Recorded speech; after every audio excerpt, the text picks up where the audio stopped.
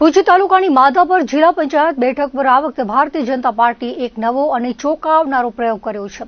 ભાજપ હાઈકમાન્ડે આ વખતે પાયાના કાર્યકરની કદર કરતા રમેશભાઈ ચાડ જેવા યુવા અને ઉત્સાહી ઉમેદવારને ચૂંટણી જંગમાં ઉતાર્યા છે। માધાપર જૂનાવાસ ગ્રામ પંચાયતમાં સળંગ 20 વર્ષ સુધી પાયાની કામગીરી કરવાનો બહોળો અનુભવ ધરાવતા રમેશભાઈ ચાડ મૂળભૂત રીતે બૂથ લેવલના નિષ્ઠાવાન કાર્યકર્તા છે। તેમની આ પસંદગી ભાજપમાં કેડર બેઝડ પાર્ટી હોવાના સિદ્ધાંતને વધુ મજબૂત કરે છે। ચૂંટણી પ્રચારના ધમધમાટ વચ્ચે રમેશભાઈ ચાડ સાથેની ખાસ મુલાકાતમાં પોતાની રણનીતિ અને આશાવાદ વ્યક્ત કર્યો હતો। તેમણે જણાવ્યું હતું કે માધાપર માત્ર એશિયાનું સૌથી ધનિક ગામ નથી, પરંતુ તે ભારતીય જનતા પાર્ટીનો અજય ગઢ પણ છે। સ્થાનિક સ્વરાજ્યની ચૂંટણીઓમાં અહીંની જનતાએ હંમેશા ભાજપના શાસન અને વિચારધારા પર કળશ ઢોળ્યો છે। માત્ર માધાપર જિલ્લા પંચાયતની બેઠક જ નહીં, પરંતુ તેની અંતર્ગત આવતી 4 તાલુકા પંચાયતોની બેઠકો પર પણ ભાજપના ઉમેદવારો ભવ્ય મતોની સરસાઈ સાથે વિજયી બનશે। એક સામાન્ય બૂથ કાર્યકરથી લઈને જિલ્લા પંચાયતના ઉમેદવાર સુધીની તેમની સફર અંગે લાગણીશીલ બનતા રમેશભાઈએ પાર્ટીના શીર્ષ નેતૃત્વનો આભાર માન્યો હતો।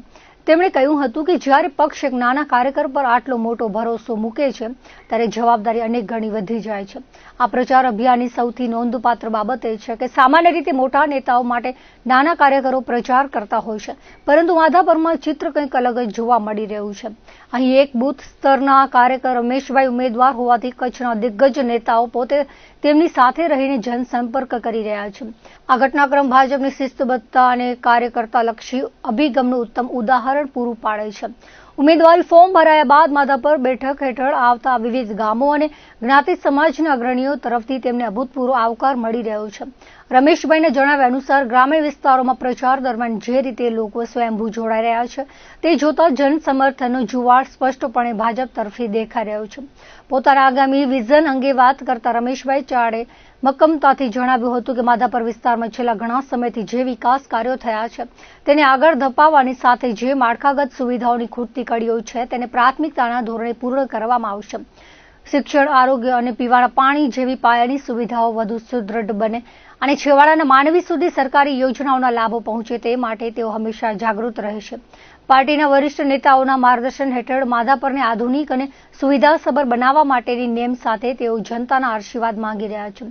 આ માધાપરની આ બેઠક પર ભાજપના પાયાના કાર્યકર અને જનતા વચ્ચેનો સેતુ આગામી દિવસોમાં નવા રાજકીય સમીકરણો રચશે તેવું સ્પષ્ટ જણાઈ રહ્યું છે।